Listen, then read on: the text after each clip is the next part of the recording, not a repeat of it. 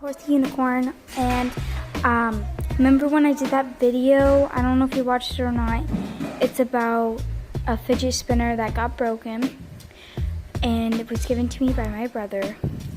And so my brother was selling stuff at his school.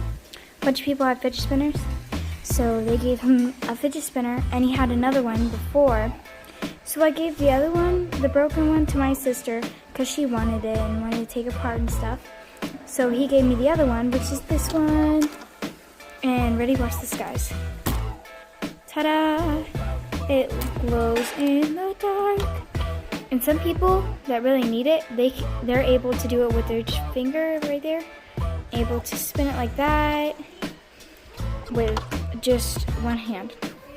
Now, these do turn off, not when you touch them though, look like it did, but it comes off by itself, and whenever you hit it really hard, see,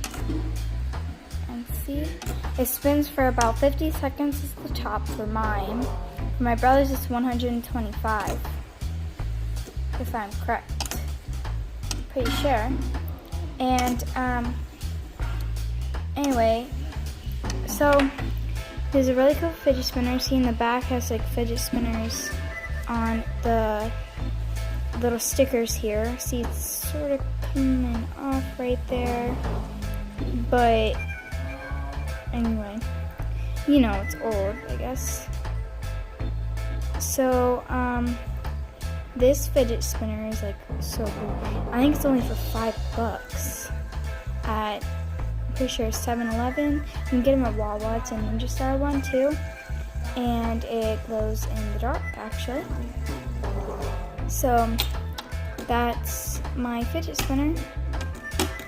And Aiden's fidget spinner, you know, my brother's, it's just all green. It's so boring. This one's fun.